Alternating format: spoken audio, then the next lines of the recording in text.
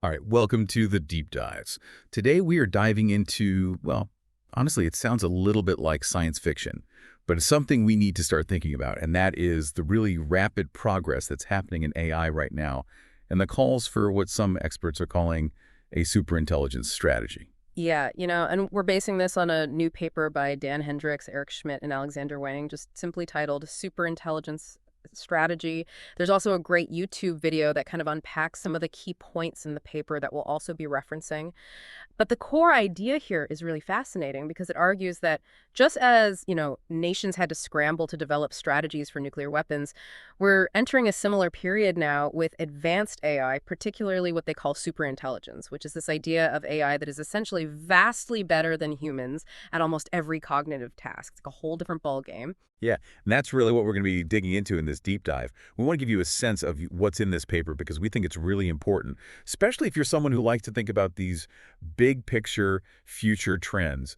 AI and superintelligence could really dramatically reshape global security, and the paper offers some interesting ideas on how we might be able to manage these risks. And I think a good place to start is with the idea that AI is not just another technology, it's not just a fad. It's going to be as fundamental as electricity was to our society. Yeah. It's going to touch everything. I mean, we're already seeing it, Yeah, finance, healthcare, defense, you name it. you name it. But here's where it gets a little scary. It's not just like a general purpose technology, it's more akin to, and I'm going to quote this directly from the paper, um, catastrophic dual use nuclear, chemical, biological technologies. Whoa, that's pretty heavy. Why do they say that? What's the connection there? Well, the point is that AI, just like those technologies, can be used for both good and bad. And not just like, a little bit of good, a little bit of bad. We're talking about massive potential for good, but also massive potential for catastrophe. So it's that dual use potential and the scale of the potential impact that make it so unique and so dangerous. It's not just going to be like a tool, it's going to be baked into the very foundations of national power, but it could also be the thing that, causes really serious global problems. It's almost hard to even wrap your head around, and it makes me think about that historical example they mentioned in the paper about the dismissal of atomic power, right? Yeah. Like how quickly things can change from, oh, this is never going to happen to, oh my God, it's here. Yeah, that's a great point. They bring up Ernest Rutherford, this brilliant physicist, really a giant in the field. And he basically dismissed the idea of harnessing atomic power, called it moonshine in 1933. And get this, the very next day, Leo Szilard, after reading Rutherford's comments, came up with the concept of the chain reaction. It's just an incredible example of how, in the realm of fundamental science, especially when it comes to things like, physics and in this case, AI, the impossible can become possible really quickly. It's kind of scary how fast things can move. Mm. And it's not just, these historical figures or people who are outside of the field. Some of the leading AI researchers in the world, people who are building this stuff, are expressing serious concern. Yeah, you have people like Jeffrey Hinton and Yoshua Bengio. These are, giants in the field of deep learning, the people who really made these technologies possible. And they're coming out and saying, hey, we have existential concerns about this. I mean, when the architects of a technology are worried, I think everyone should be paying attention. Absolutely. And then to add to that, the paper talks about how there are, these kind of like AI Manhattan projects going on right now. Like this isn't just theoretical. There are these massive, well-funded efforts to develop superintelligence. Yeah. Yeah, and it's really a race, right? You have corporations, you have governments pouring huge amounts of resources into this because they see it as a potential game changer on the global stage. So the stakes are really, really high here. So with that understanding that AI is this potentially super powerful and potentially very dangerous force, the paper then proposes a strategic framework for navigating this kind of uncharted territory. What's the big idea behind their approach? So they take a page from history and look at how nations dealt with previous catastrophic technologies, things like nuclear weapons, and they adapt those principles to AI. They propose a three-part strategy: deterrence, non-proliferation, and competitiveness. Okay, deterrence, nonproliferation, competitiveness, that's interesting. So let's start with deterrence. How do you deter a country from using AI in a dangerous way? I mean, it's not like you can just, count up their AI systems like you do with nuclear warheads. That's right. It's a very different kind of challenge, but the basic logic of deterrence still applies. The authors introduce this fascinating concept of mutual assured AI malfunction, or MAME. It's a play on the idea of man mutually assured destruction from the nuclear era. Okay, so if one country goes rogue with AI, everyone else kind of has the power to mess things up for them as well. Yeah, it's like that fear of retaliation keeps everyone in check. But with AI, it's less about, launching missiles and more about the ability to sabotage or disable a rival's AI systems. Okay, how would you even do that? Sabotage an AI system. Well, they call them maiming attacks, and there are all sorts of possibilities. Think of it like a spectrum. On one end, you have covert cyber operations, where you might try to subtly corrupt the data that an AI is trained on, or maybe even tamper with the manufacturing process of those super advanced AI chips. So like messing with their brains, essentially. Yeah, in a way. Then, on the more aggressive end, you could have overt cyber attacks targeting the infrastructure that supports AI systems. Things like taking down their power grids, disrupting their cooling systems. And in really extreme cases, you could even imagine, physical attacks on data centers. Wow, that's a really scary thought. Wouldn't that just make things even more dangerous? It definitely carries risks, but the authors argue that this MAME scenario might actually become the default state of things. Think about it. Countries will be faced with this choice: either fall behind in the AI race or risk facing a rival who has potentially uncontrollable superintelligence. The fear of being sabotaged, or maimed as they put it, might actually be the thing that prevents outright conflict. So it's kind of like a scary equilibrium, right? Like everyone's afraid to make a move because it could trigger this cascade of AI malfunction. Yeah, that's the idea. And to make that work, to keep it relatively stable, you need a few things. For one, clear communication. Countries need to be very explicit about what actions would be considered escalatory, what would trigger a response. Kind of like, setting up those escalation ladders during the Cold War. So no surprises, basically. Right, exactly. Another important factor is location. You want to keep major AI infrastructure away from densely populated areas, kind of like a city avoidance principle. Then you also need some level of transparency. Maybe international observers could monitor data centers to make sure no one's up to anything too shady. And, this is really important, you need a way to differentiate between truly destabilizing AI projects, the ones that are aiming for dominance, and, the everyday uses of AI that are actually beneficial. You don't want to accidentally trigger a global crisis over a slightly better spam filter. No, you definitely don't want to do that. And they even talk about, this is pretty wild, AI-assisted inspections. Yeah, that's a really fascinating idea. It's using AI to verify that other AIs are playing by the rules. Like, you could have these AI systems that can scan the code, look at the operational parameters of another AI to make sure it's not being weaponized or used for something nefarious. So kind of like, AI cops for other AIs. Yeah, I guess you could say that it's like a high-tech trust-building mechanism. Okay, so that's deterrence. What about non-proliferation? How do you stop terrorists or rogue states from getting their hands on these dangerous AI capabilities? Well, a lot of the thinking here comes from our experience with non-proliferation of weapons of mass destruction. Yeah. The goal is to limit the spread of these really dangerous technologies. And they break it down into three main areas: compute security, information security, and AI security itself. Okay, let's take those one by one. Compute security, I'm guessing that's about the hardware, the actual chips that run these AI systems. You got it. The idea is to treat those advanced AI chips kind of like enriched uranium. That's a crucial ingredient for nuclear weapons, and we've developed all sorts of safeguards to keep it out of the wrong hands. So they're saying, let's do the same thing for AI chips. We need to know where they are, who has them, and make sure they don't end up with people who shouldn't have them. Okay, but how do you track something like a computer chip? They're like everywhere, right? It's definitely a challenge, but they have some ideas. Strict export controls, for example. You make manufacturers keep detailed records of who they're selling to, where those chips are going, and you really crack down on smuggling. They even talk about things like in-person inspections, using tamper-evident cameras in data centers, and maybe even using satellite imagery to look for undeclared AI facilities. So a whole system of monitoring and enforcement, just like we do with nuclear materials. Exactly. Now, information security is all about protecting the brains of the AI, the model weights, the algorithms, all that stuff. Because even if someone can't get their hands on a fancy AI chip, if they have the right information, they could potentially build dangerous AI capabilities on their own. So you've got to worry about hacking, right? Like people stealing that information. That's a big part of it. But you also have to worry about insider threats, people who work in AI companies or research labs who might be ideologically motivated to leak this information, or even state-sponsored espionage. So it's like trying to keep the formula for Coca-Cola secret. Yeah, something like that. And there's no guarantee you can stop everything, but the goal is to make it really, really difficult. Strong multi-factor authentication, really tight access controls, maybe even using deception, like telling everyone you've put backdoors in your AI, even if you haven't. That's kind of clever, but also, like, are we playing a bit too close to the fire there? It's definitely a risky strategy.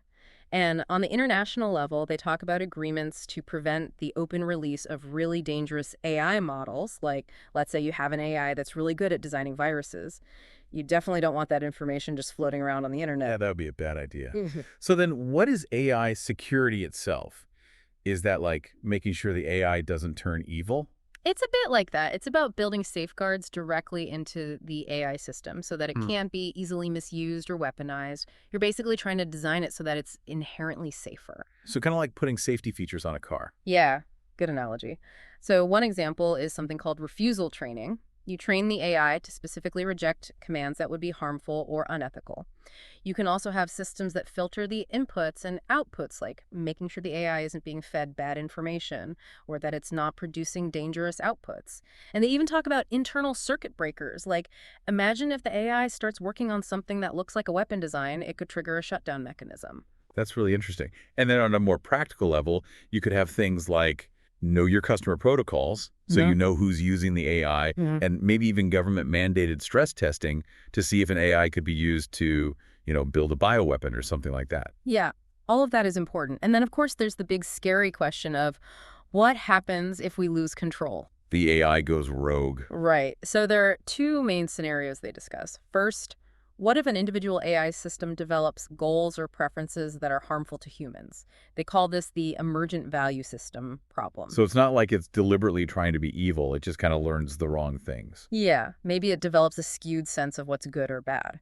So to deal with that, they talk about techniques like output control, where you focus on controlling what the AI actually does, and representation control, where you try to influence how the AI understands the world, kind of like shaping its values. Okay, and then the other scenario is the really scary one, right? Mhm. Where the AI start creating other AIs and it just spirals out of control. Yeah, that's the intelligence recursion problem. It's a bit more theoretical at this point, but it's something people are really worried about. And to be honest, we don't have great solutions yet.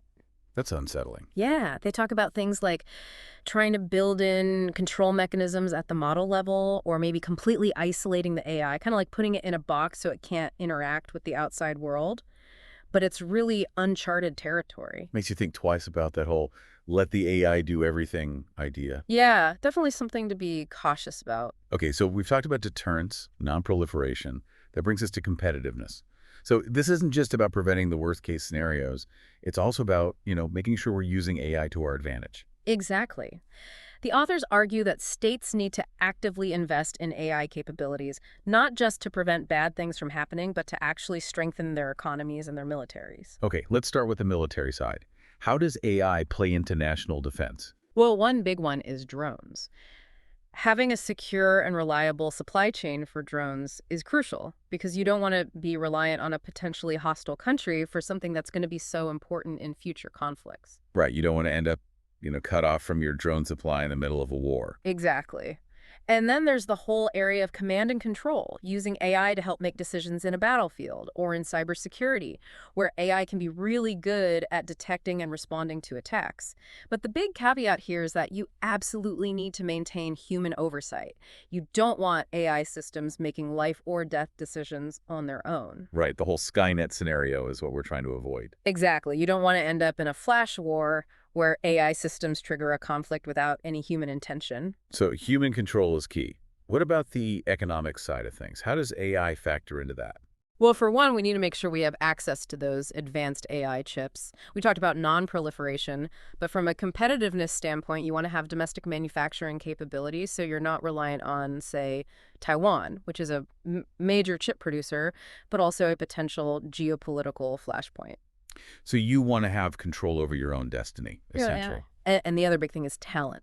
We need to be attracting the best and brightest AI researchers from all over the world. That means having smart immigration policies, making it easy for people to come here, get visas, and, contribute to the AI ecosystem. It's like the old saying, you need both the hardware and the software. But in this case, it's like you need the silicon and the brains. Exactly. Now, one really fascinating area that they delve into is the idea of legal frameworks for AI agents. Oh yeah, that's kind of mind-blowing. Like, do we need laws for robots? It might sound strange, but it's actually really important. And the authors propose a pretty practical approach. They say, let's extend some of the basic legal principles that we apply to humans to AI agents as well. It's not about giving AI rights, but about establishing responsibilities. Okay, so what kind of responsibilities are we talking about? Well, they talk about things like a duty of care to the public, which means AI systems shouldn't be designed to harm people, a duty not to lie, so they can't just go around spreading false information, and a duty of care to the principal, which basically means they have to be loyal to their human users, not go off and do their own thing. So even if we're talking about, like, AI assistants or something, they still have to follow some basic rules. Yeah, it's about setting those ground rules. Yeah. And they also say that within these boundaries, you can still have a lot of innovation, different AIs with different personalities, different goals, as long as they're not harming people or breaking the law. That's a pretty interesting balance. And one other thing they mentioned is the importance of linking AI agents to human legal entities, right? Like, if an AI does something wrong, who's responsible? Yeah, that's a big question. And their solution is to give each AI a unique identifier that ties it back to a specific person or organization. That way, if something goes wrong, you know who to hold accountable. It makes sense. You need to have that clear line of responsibility. The final area they discuss is political stability. How does AI affect that? Well, it's a bit of a double-edged sword. On the one hand, AI can be used for censorship, for spreading propaganda, all sorts of things that can destabilize societies. Yeah, the potential for misuse is definitely there. But on the other hand, AI could actually be a force for greater stability. It could help us predict future events more accurately, maybe even prevent conflicts by giving us a clearer understanding of what's happening in the world. So, like, if we can see things coming, we can hopefully head them off. Exactly. And they talk about this idea of AI-generated forecasts, which could be cheaper and more reliable than traditional human analysis. This could be really important, especially during crises, where accurate information is so crucial. It could help combat misinformation, right? Yeah. If you have a trusted AI system that's giving you the facts. Yeah, that's the hope. Of course, there are also some big challenges when it comes to political stability. What happens when AI takes over jobs? How do we deal with the potential for mass unemployment? These are big questions, and the authors suggest that we might need some radical solutions, like universal basic income or wealth redistribution to deal with these issues. So AI isn't just a technical problem, it's a societal problem as well. Exactly. It touches on everything. Yeah. And towards the end of the paper, they address some common questions and concerns. Just to clarify a few things, make sure everyone's on the same page. Yeah, like what are they actually proposing? Are they saying we need to ban AI research or something? No, not at all. They're advocating for what they call a medium control approach. It's about finding that balance between allowing innovation to flourish, but also putting safeguards in place to prevent the really bad outcomes. So it's not about stopping AI, it's about steering it in the right direction. Yeah, exactly. And another thing they make clear is that they're not saying we should go around attacking other countries' AI facilities. Okay, good, because that sounds like a recipe for disaster. Yeah, they're just analyzing the potential dynamics of this MAME scenario, kind of like how people used to analyze May during the Cold War. It's about understanding the risks so we can avoid them. Makes sense. And they also stress the importance of human control, right? Like, even with superintelligent AI, humans need to be in the loop. Absolutely. They talk about establishing clear fiduciary duties for the people who are building and deploying AI, kind of like, a doctor's Hippocratic oath, but for AI developers. Yeah. And they also talk about developing better forecasting tools so that human decision makers can have the information they need to make good choices. So it's not about letting the AI make all the decisions. It's about giving humans better tools to make those decisions. Exactly. And another interesting point is that they suggest we should focus on specific dangerous capabilities that AI could enable, rather than just this vague idea of AGI, artificial general intelligence. So instead of trying to regulate this, hypothetical superintelligence, let's focus on the concrete threats that we can actually do something about. Yeah, like how do we prevent AI from being used to launch cyber attacks? How do we stop it from being used to develop bioweapons? Those are the questions we should be asking. Makes sense. And they also emphasize the dangers of just, releasing all this AI code and data out into the wild. Yeah, the model weights, that's what they call it. They Hmm. say if you have an AI system that could be used for really dangerous things, you need to be really careful about who has access to that information. It's kind of like the difference between, publishing the instructions for building a nuclear bomb and keeping those instructions locked up in a vault. So some things are better left secret. Definitely. And their take on AI ethics is interesting as well. They basically say, we don't need to solve all the big philosophical problems of morality right now. Let's focus on applying the ethical principles we already have to the development and use of AI. So, like, don't lie, don't steal, don't harm people, those kinds of things. Yeah, pretty basic stuff, but it's a good starting point. And finally, when it comes to that really scary scenario of intelligence recursion where AIs are building other AIs, they say if we're ever going to do that, it needs to be in a super controlled environment with tons of preparation. It's not something you want to be doing in the middle of a tech race, with everyone trying to get there first. Yeah, that sounds like a recipe for, the end of the world as we know it. Pretty much. So to sum up, I think the core message of this paper is really clear. The rise of AI, especially the potential for superintelligence, is a huge challenge, maybe even bigger than the nuclear threat. So what do we do about it? What's the takeaway for our listeners? They propose a strategy based on deterrence, non-proliferation, and competitiveness.